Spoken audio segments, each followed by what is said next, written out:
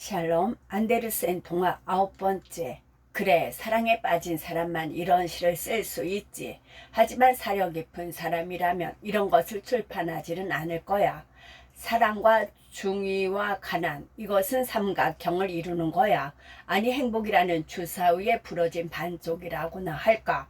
중의는 이런 생각에 가슴이 아파 머리를 장틀에 기대며 깊이 한숨을 쉬었다. 길 위에 저 가난한 야경꾼이 나보다 훨씬 더 행복할 거야. 그는 내가 말하는 가난이 무엇인지 모르지. 그에게는 슬플 때 함께 울고 기쁠 때 함께 즐거워해줄 아내와 자식이 있으니까. 내가 저 야경꾼이 된다면 얼마나 행복할까. 그러면 작은 기대와 희망을 가지고 평생 행복하게 살 텐데. 그래, 저 사람은 나보다 더 행복해. 그 순간 중이가 되었던 야경꾼이 다시 야경꾼으로 되돌아왔다. 행복의 덫인 때문에 중이가 된 야경꾼이 다시 본래의 모습으로 돌아가고 싶어 했기 때문이다. 참 끔찍한 꿈이군. 하지만 재미있어. 내가 정말로 저 위층에 사는 중이가 된 것 같았어. 그런데 전혀 행복하지가 않았지. 언제라도 내게 달려들어 애정 어린 아내와 자식들이 정말 그리웠지. 야경꾼은 이렇게 중얼거리며 앉아서 고개를 끄덕였다. 그러나 그 꿈이 머리에서 떠나질 않았다. 아직 덧신을 신고 있었기 때문이다. 그때 하늘에서 별똥별 하나가 떨어졌다. 와, 별이 떨어지네. 그래도 하늘에는 별이 많단 말이야. 저것들을 좀 가까이 가서 보았으면 좋겠고, 특히 저 달을 말이야. 다른 손에서 쉽게 미끄러지는 물건이 아니거든. 우리 마누라가 빨래를 해주는 그 대학생은 우리가 죽으면 이 별에서 다른 별로 날아간다고 했지. 하지만 난 믿지 않아. 그게 사실이라면 멋질 거야. 살짝 저 위로 뛰어 올라가 보았으면 좋겠어. 몸은 이대로 놓아둔 채 말이야. 세상에는 조심해야 할 말들이 있다. 특히 행복의 덧신을 신었을 때는 더욱 그렇다. 야경꾼에게 어떤 일이 일어났을까? 여러분은 증기의 힘이 얼마나 위대한지 알 것이다. 그것은 증기로 달리는 열차나 배를 타보면 그 엄청난 속도를 보고 알 수 있다. 그러나 빛의 이동하는 속도에 비하면 그것은 그저 달팽이가 기어다니는 속도에 불과하다. 빛은 가장 빨리 달리는 경주마보다 1900만 배나 빠르다. 그런데 전기는 빛보다 더 빠르다. 죽음은 우리 심장에 가해지는 전기 충격이다. 영혼은 전기의 날개를 타고 매우 빠르게 날아간다. 태양에서 나오는 빛이 1억 마일에 넘는 지구까지 오는데 8분 23초 걸리지만 전기라는 특급 우편 마차를 타면 영혼은 단 1초 만에 그 먼 거리를 갈 수 있다. 영혼에게 천체들 사이에 공간은 같은 동네에 사는 친구들 집보다도 더 가깝다. 그런데 이 전기 충격은 야경꾼처럼 행운의 덫을 신고 있지 않을 때는 우리 몸에 이곳에 머물러도록 해준다. 야경꾼은 별과 몇 초도 안 되어 20만 마일 이상을 날아 달에 닿았다. 달은 지구보다 훨씬 가벼운 물질로 되어 있으며 그래서 간내리 눈처럼 부드러웠다. 야경꾼은 메들러 박사의 대형 달 지도에 나오는 고리 모양의 산위에 서 있었다. 고리 안쪽은 텅 빈 사발 모양이며 깊이는 가장자리로부터 반마일 정도였다. 이 빈 사발 모양 안에 커다란 도시가 있었는데 그것은 마치 물에 담긴 유리잔 속에 달걀 흰자를 쏘아 넣은 모양이었다. 도시를 이루고 있는 물질은 매우 부드러웠으며 흐릿한 탑과 매우 투명한 돈 모양의 테라스가 공중에 떠 있는 듯 했다. 그리고 지구는 크고 검붉은 공처럼 야경꾼의 머리 위에 떠 있었다.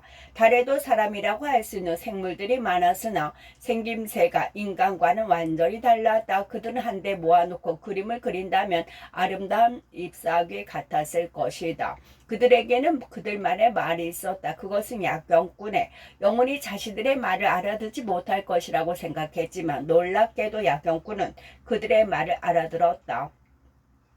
우리의 영혼은 우리가 생각하는 것보다 훨씬 더 많은 능력을 가지고 있기 때문이다. 꿈속에서 우리는 놀라운 능력을 발휘하지 않는가? 꿈속에서 우리가 아는 사람들이 그들만의 독특한 성격과 목소리를 가지고 나타난다. 하지만 현실에서는 그러한 성격과 목소리를 가지고 있는 사람은 아무도 없다. 또한 꿈속에서는 수년 동안 보지 못한 사람들이 뚜렷하게 보일 때도 있다. 그들은 갑자기 살아있는 것처럼 눈앞에 불쑥 나타난다. 사실 영혼이 가지고 있는 이러한 기억은 무시무시한 것이다. 이러한 기억은 죄악이 되는 생각을 불러일으킬 수 있다. 그렇기 때문에 우리도 모르게 쓸데없는 말을 입 밖으로 내뱉거나 생각하는 것은 당연하다. 마찬가지로 야경꾼은 이러한 영혼의 기억 때문에 달 주민들의 말을 알아들을 수 있었다. 그들은 지구에 대해 얘기 중이었는데 지구에 살 수 있다는 사실을 믿지 않았다. 그들은 지구에서는 공기가 너무 탁해서 달 주민들이 살 수 없으며 오직 달만이 사람이 살 수 있는 곳이라 여기고 있었다. 달이야말로 먼 옛날 사람들이 살았던 곳이라고 주장했다. 그들은 정치에 대해서도 얘기했다. 그러면 이제 다시 이스트 스트리트로 가서 야경꾼의 몸이 어떻게 되었는지 알아보자. 야경꾼은 시체가 되어 계단에 앉아 있었다. 곤봉은 손에서 땅바닥에 떨어져 있었고 두 눈은 그의 영혼이 배회하고 있는 달 쪽을 향해 있었다. 이보시오. 지금 몇 시오? 지나가던 길손이 물었다. 그러나 야경꾼은 대답이 없었다. 길손은 야경꾼의 코를 살짝 잡아당겼다. 그러자 야경꾼이 균형을 잃고 죽은 사람처럼 앞으로 픽 꼬꾸라졌다. 동료들은 그가 죽은 것을 알자 겁이 났다. 그들은 그가 죽었다고 알린 후 시체를 그대로 두고 떠나버렸다. 아침이 되어서야 야경꾼 의 몸은 병원으로 실려갔다. 이제 영혼이 돌아와 이스트 스트리트를 아무리 헤매 다녀도 몸은 찾지 못하리라. 아마 영혼은 경찰서로 분실물 센터로 찾아 헤맨 끝에 병원에 가서야 몸을 찾게 될 것이리라. 하지만 영혼이 혼자 행동할 때는 대단히 영특하기 때문에 안심해도 된다. 영혼을 우둔하게 만드는 것은 몸이다. 병원으로 옮겨진 야경꾼의 몸은 색처실로 옮겨졌다. 물론 사람들이 맨 처음 할 일은 덧신을 벗겨내는 일이었다. 이렇게 해서 영혼은 다시 몸속으로 들어갔고 야경꾼이 다시 살아났다. 살아난 야경꾼은 자기 생에서 가장 무시무시한 밤이었다고 말했다. 천금을 준다 해도 다시는 그런 경험을 하고 싶지 않았다. 그러나 이제 다 지나간 일이었다. 야경꾼은 그날 밤 곧바로 병원에서 나왔다. 덧신을 병원에 둔 채 이상한 여행. 코펜하겐에 사는 사람이라면 누구나 프레데리크 병원 입구가 어떻게 생겼는지 알 것이다. 그러나 코펜하겐에 살고 있지 않은 독자들을 위해 간단하게나마 설명하겠다. 병원은 철제로 된 높은 울타리로 둘러싸여 있는데 창살 사이가 넓어서 몸이 홀쭉한 환자들은 그 사이를 뚫고 바깥으로 나오기도 한다. 그런데 이 사이를 드나들 때 쉽게 빠지지 않는 부분은 머리통이다. 그러니까 머리통이 작은 사람이 유리하다. 이 정도 얘기하면 충분히 상상이 갈 것이다. 그날 밤 머리통이 큰 한 수련의가 당직을 서고 있었다. 밖에서는 비가 억수같이 쏟아졌다. 수련의는 갑자기 밖에 나가고 싶었다. 15분이면 돼. 세막닫기 사이로 살짝 빠져나갈 수 있으니까 수에게 말할 필요도 없지. 마침 거기에는 야경꾼이 입고 간 덧신이 있었다. 그것이 행운의 덧신이라고는 꿈에도 생각지 못한 수련이는 비가 오는 날씨의 제격이라 생각하며 덧신을 신었다. 이제 세막달기 사이를 빠져나갈 수 있느냐가 문제였다. 그는 지금까지 한 번도 그곳으로 빠져나가 본 적이 없었다. 머리통만 바깥으로 빠져나간다면 좋겠는데 그가 철제 울타리를 보며 이렇게 말하는 순간 그의 커다란 머리통이 쏙 빠져나갔다. 행운의 덧신이 그의 소원을 들어준 것이다. 그런데 이번에는 몸통이 빠지지 않았다. 오, 내가 너무 뚱뚱한가? 머리통이 문제일 거라 생각했는데 몸통이 빠지질 않네. 그래서 그는 재빨리 다시 머리통을 빼내려고 했다. 그러나 그거 역시 쉽지 않았다. 이리저리 움직여 보았지만 머리통은 그대로이고 몸만 움직일 뿐이었다. 처음에는 슬며시 화가 나더니 차츰 식은땀이 줄줄 흘렀다. 모두 행운의 덫인 때문이었다. 그러나 불행하게도 수련이는 자유롭고 싶다는 생각이 전혀 떠오르지 않았다. 그저 몸을 비틀어 빠져나오려고 안간힘을 썼지만 그 자리에서 꼼짝할 수가 없었다. 비가 더욱 세차게 쏟아졌고 거리에는 한 사람도 보이지 않았다. 수위를 부르는 벨에도 손이 닿지 않았다. 어떻게 빠져나가야 할 것인가. 아침까지 기다렸다가 대장장이를 불러 쇠 장사를 톱으로 자르는 수밖에 없었다. 하지만 그러려면 시간이 오래 걸릴 것이고 아침이 되면 자선학교 학생들과 그 구역 사는 선원들이 몰려 나오기 때문에 웃음거리가 될 것이다. 또 구경꾼들이 얼마나 많이 몰려들 것인가. 어휴, 피가 거꾸로 쏟는 거 미쳐버리겠어. 그래, 정말 미쳐버리겠어. 오, 제발 여기서 헤어났으면. 그럼 이 끔찍한 기분도 사라질 텐데. 그는 진짜 이 말을 했어야 했다. 이 말을 입 밖으로 내자마자 그의 머리통이 쑥 빠져서 안으로 튕겨 들어왔다. 너무 급작스러운 일이라 정신이 아찔했다. 그러나 여기서 모든 일이 끝난 것은 아니었다. 일은 더욱 커져갔다. 그날 밤이 지나고 다음 날이 되었다.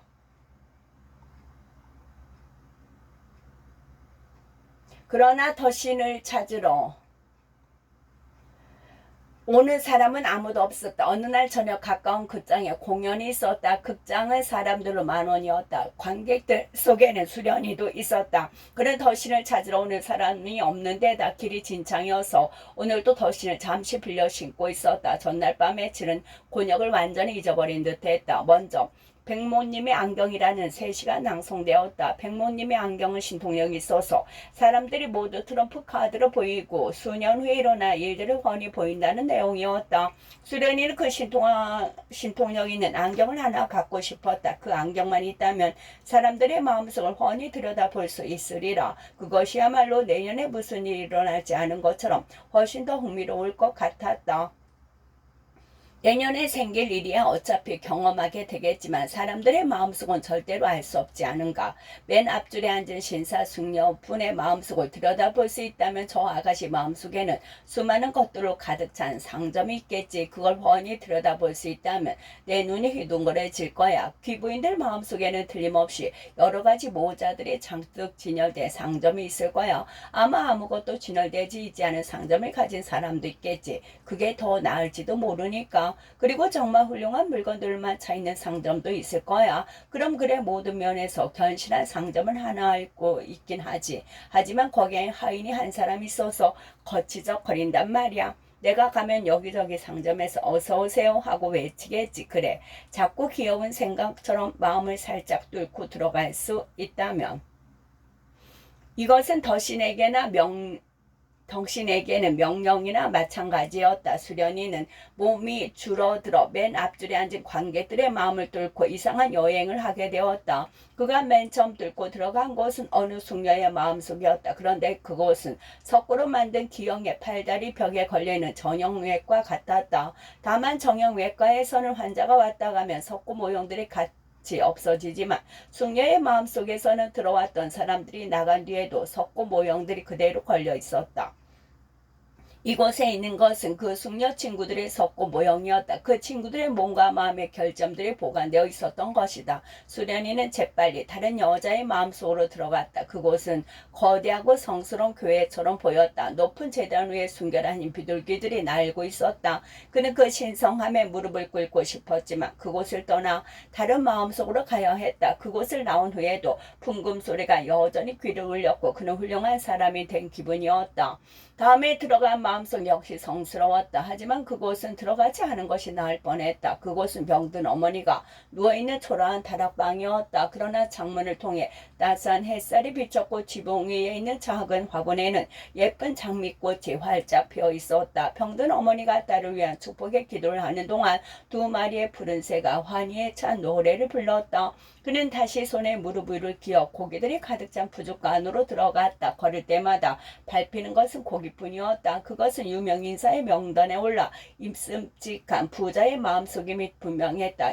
이번에는 그 부자 아내의 마음속으로 들어갔다. 그러나 그것은 쓰러져 가는 낡은 비둘기 집이었다. 남편의 조상화가 풍향계로 이용되고 있었다. 이 풍향계는 모든 문과 연결되어 있어 남편의 결정이 달라질 때마다 이 문들이 닫혔다 열렸다 했다.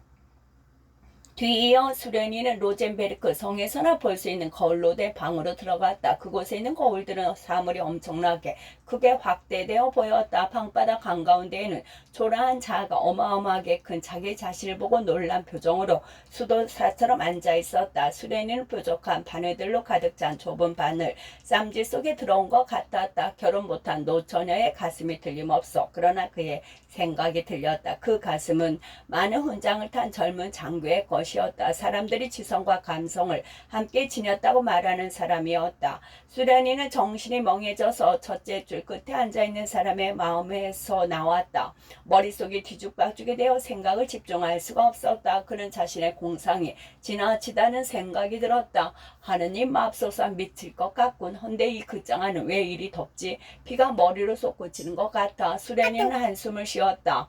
그때 갑자기 머리가 병원 쇠창살 사이에 끼었던 어제 저녁 일이 생각났다.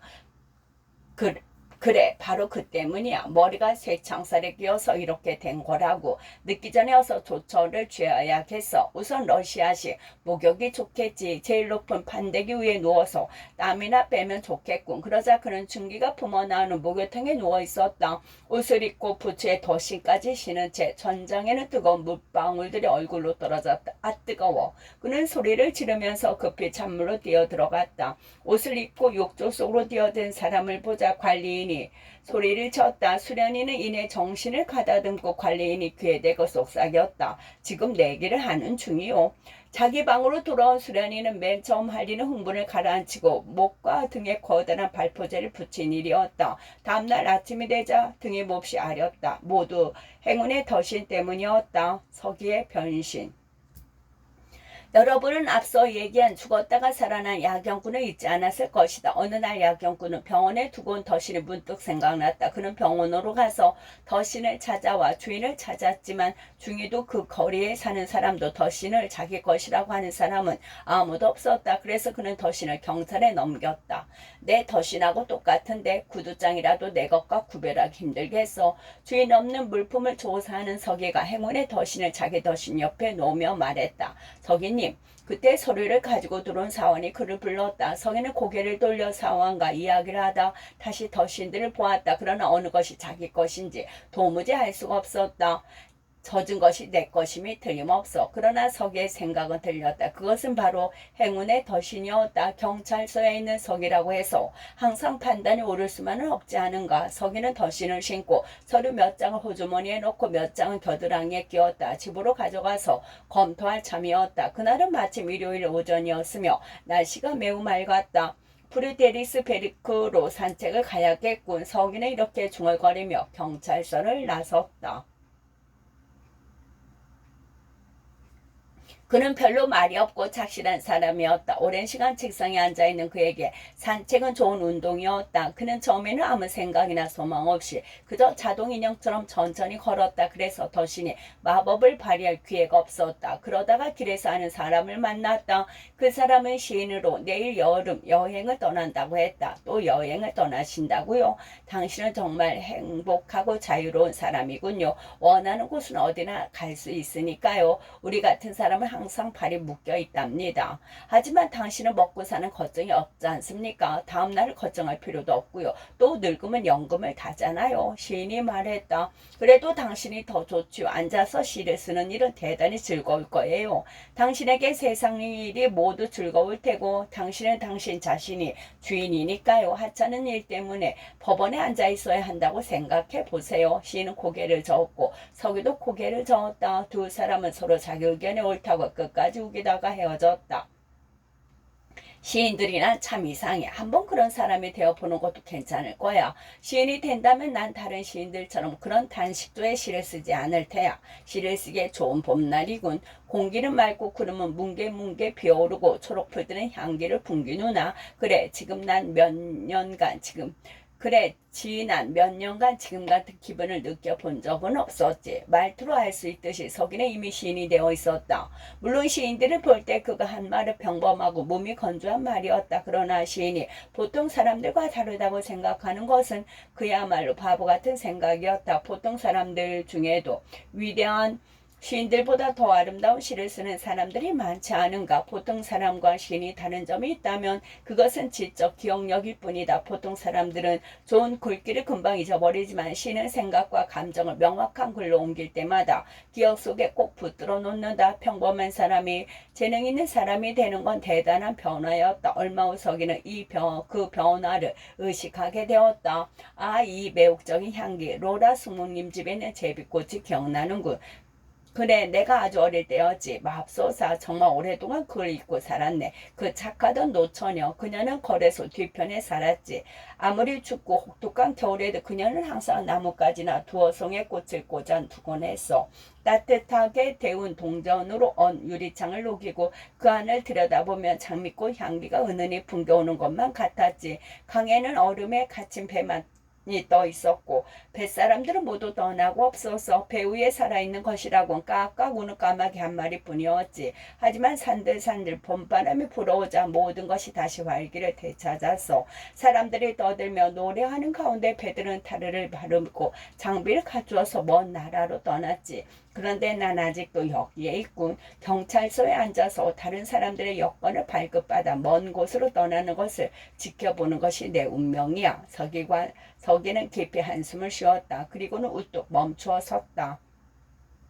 맙소사, 내가 대체 어떻게 된 거지? 예전에는 이런 생각을 한 적이 없는데 아마 봄 기운 탓이겠지. 정말 감동적이고 즐겁고. 서기는 호주머니에 손을 넣어 서류를 찾았다. 이걸 보면 다른 생각이 떠오르겠지. 그는 첫 번째 서류를 소리내어 읽었다. 지르그 브리트 부인 오막 장자크. 이거 뭐지? 내 글씨군. 내가 이 비극을 썼단 말이야. 산책길에서의 음모 혹은 단식일 모더빌이라. 대체 이게 어디 써놨지? 누군가가 내 호주머니에 넣었을 거야. 여기 편지가 있군. 그것은 그 장 지배인이 보낸 편지였다. 그 작품들은 상연을 하지 않겠다는 편지로서 어투가 정중하지 못했다. 에헴. 서기는 벤치에 앉아 헛기침을 했다. 이상하게도 마음이 매우 느슨하고 한가로웠다. 그는 자기도 모르게 곁에 있는 꽃 한 송이를 꺾었다. 작고 소박한 데이지 꽃이었다. 그 꽃을 본 순간 식물학자들이 여러 강연에서 얘기했던 것들 모두 이해되었다. 그 꽃은 탄생의 영광과 고운 잎이 돋게 하고 달콤한 향기를 풍기게 해준 햇살의 능력을 얘기해주고 있었다. 가슴을 두근거리게 하는 삶의 기쁨과 슬픔들이 그 작은 꽃들에게도 있었다. 공기와 빛은 꽃의 연인이었지만 그 중에서도 꽃이 더 좋아하는 것은 빛이었다. 꽃은 햇님을 바라보다가 햇님이 사라지면 잎들을 접고 공기의 품속에서 잠이 든다. 절 아름답게 치장해 주는 것은 햇님이랍니다. 데이지꽃이 말했다. 하지만 널 숨쉬게 하는 곳은 공기잖아. 신이 속삭였다. 그때 한 소년이 다가와서 막대기로 진흙탕 물을 튀기자 물방울이 초록색 가지들 사이로 튀었다. 서기는 물방울들과 함께 공중으로 아주 높이 뛰어오르는 수백만 개의 미세한 동물들을 생각했다. 동물들은 너무 높이 뛰어올라 사람이라면 구름 위까지 뛰어오른 기분일 것 같았다. 서기는 이런 생각을 하면서 자신에게 이러한 변화의 미소를 지었다. 내가 잠에서 꿈을 꾸고 있나? 현실처럼 아주 자연스럽게 꿈을 꾸면서 그것이 꿈이란 걸 알다니 얼마나 신기한 일이야. 내일 아침 잠에서 깨어도 기억할 수 있으면 좋겠군. 기분이 아주 묘한 걸. 완전히 깨어있는 듯이 모든 게 또렷하게 보이니 말이야. 내일 아침에 일어나 지금 일을 생각하면 어처구니 없겠지. 전에도 이런 적이 있었지. 꿈속에서 듣고 말하는 것은 땅속에 묻힌 황금처럼 화려하고 아름답지. 하지만 밝은 대낮에 보면 평범한 돌덩어리에 지나지 않지. 서기는 서글프게 한숨을 쉬었다. 새들이 즐겁게 노래하며 이 가지에서 저 가지로 날아다녔다. 저들이 나보다 훨씬 난다는 것은 정말 멋진 일이야. 날개를 가지고 태어나면 정말 행복할 거야. 내가 다른 것으로 변할 수 있다면 저런 종달새가 되고 싶어. 그 순간 우도 자락과 소매자락이 오그라들어 날개가 되고 옷이 깃털로 변했으며 덧시는 발톱이 되었다. 그는 자기에게 일어나는 변화를 느끼며 미소를 지었다. 그래, 내가 꿈을 꾸고 있는 게 분명하군. 하지만 이렇게 엉뚱한 꿈을 꾼 적은 없어. 그는 푸른 가지 위를 날아다니며 노래했다. 그러나 노래 속에는 시적인 정취가 전혀 없었다. 시적인 기질이 사라져 버렸기 때문이다. 무슨 일이든 철저히 하려는 사람이면 누구나 그렇듯이 더신도 한 번에 한 가지 일밖에 할 줄 몰랐다. 그는 먼저 신이 되고 싶어 신이 됐고 이번에는 다시 작은 새가 되었다. 그러나 새가 되면서 시인의 재능은 사라져 버린 것이다. 이거 참 재미있군. 낮에는 경찰서에서 딱딱한 서류 더미 속에 앉아있다가 밤이 되면 꿈속으로 달려와 종달새가 되어 프르테니스 베리크 공원을 날아다닐 수 있겠군. 이걸로 코미디 극본을 써도 되겠는걸.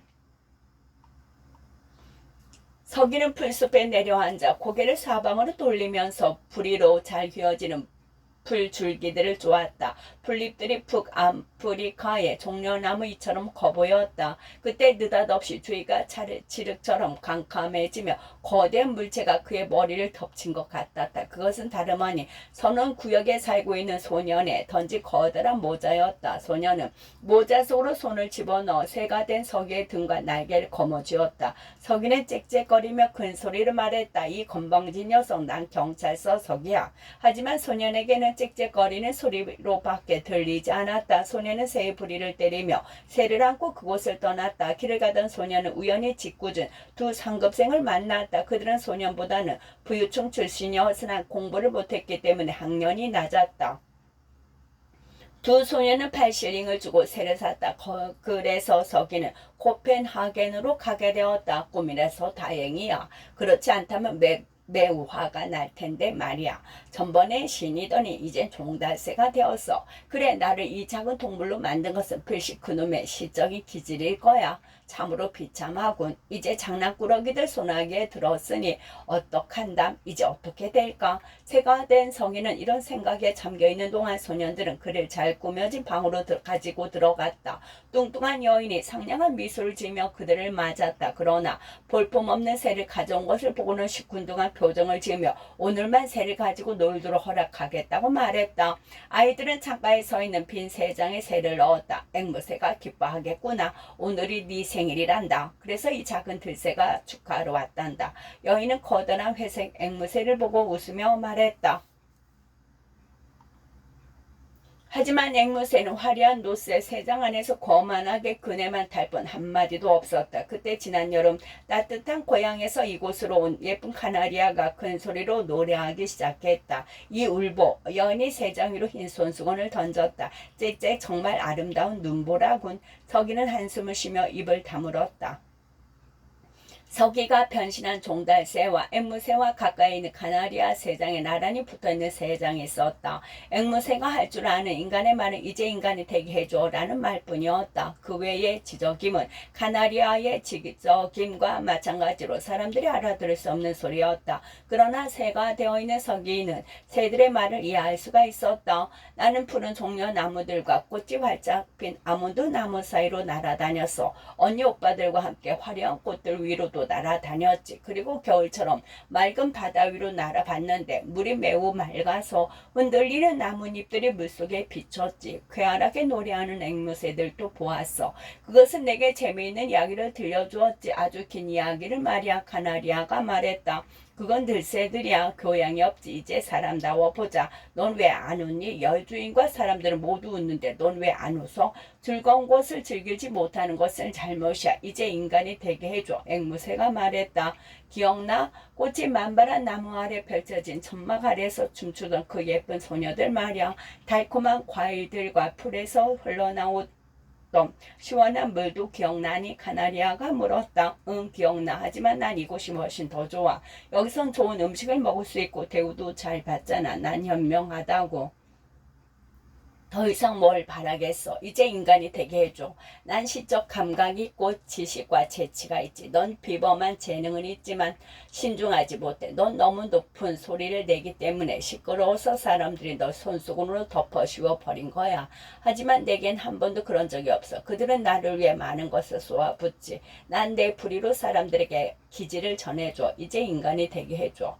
오, 꽃피는 아이 따뜻한 고향이여. 짙푸른 나무들과 고요히 흐르는 맑은 물의 가지들이 입맞추는 시내를 노래하고 싶구나. 봄이 되면 눈부신 날개로 쥐푸른 나뭇잎 사이를 날아다니는 내 형제 자매의 기쁨을 노래하고 싶구나. 카나리아가 말했다. 그럼 울적한 소리 집어치워 즐거운 노래를 하란 말이야. 웃을 수 있다는 건 지력 뛰어나다는 표시지. 개나 말이 웃는 거 봤니? 아니지. 그들은 울 줄은 알지만 웃을 줄은 몰라. 웃을 줄 아는 건 사람들 뿐이야. 호호호. 앵무새는 웃으면서 또 익살맞은 소리를 반복했다. 이제 인간이 되게 해줘. 작은 회색의 덴마크 새야, 너도 잡힌 몸이로구나. 네가 있던 숲속은 춥겠지만 그곳엔 자유가 있지. 날아가렴. 사람들은 새장 문 닫는 걸 잊었나 봐. 위쪽 창문이 열려있어. 자, 어서 날아가. 서기는 자기도 모르게 카나리아 말대로 새장에서 빠져나왔다. 그 순간 옆방으로 통하는 반쯤 열린 문이 삐걱거리더니 번뜩이는 푸른 눈을 가진 고양이가 슬그머니 기어들어왔다. 고양이는 종대한 새를 보고 뒤쫓기 시작했다. 카나리아가 새장 속에서 퍼떡거렸고 앵무새는 날개를 퍼떡이며 짓거렸다. 이제 인간이 되게 해줘. 새파랗게 질린 가엾은 서기는 창문을 빠져나와 집 위로 거리로 한참을 도망쳤다. 이제 쉴 곳을 찾아야 했다.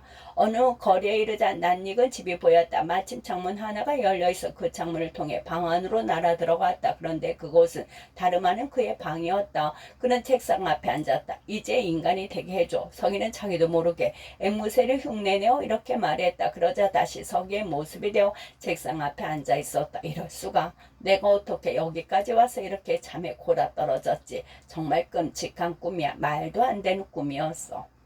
더신이 가져다준 최상의 것. 다음날 이른 아침 서기가 아직 잠자리에 누워있을 때 누군가가 문을 두드렸다. 같은 층에 사는 신학생이었다. 더신 좀 빌려주세요. 햇빛이 너무 좋아서 밖에 나가 담배를 한 대 피우고 싶은데 정원이 젖어 있어서요. 신학생은 더신을 빌려 신고 사과나무와 자두나무가 한 그루씩 서있는 정원으로 나갔다. 작은 정원이었지만 코펜하겐 시내에서는 그나마 구경하기 힘들었다. 신학생은 한가롭게 정원을 거닐었다. 시계는 이제 막 6시를 가리켰고 거리에서 우편 마차 나팔 소리가 들렸다. 오, 여행. 이 세상에서 여행을 떠나는 일보다 더 행복한 일이 있을까? 내 소망은 바로 여행을 떠나는 거. 그러면 이 불안감을 잠재울 수 있을 거야. 이 아름다운 스위스에 가고 싶구나. 이탈리아를 거쳐서 그 말이 땅에 떨어지기가 무섭게 더신이 즉시 마법을 발휘했다. 신학생에게는 잘 된 일이었다. 더신이 아니었더라면 그는 오랜 시간을 떠돌아다녀야 했을 것이다. 그는 순식간에 스위스에 가 있었다.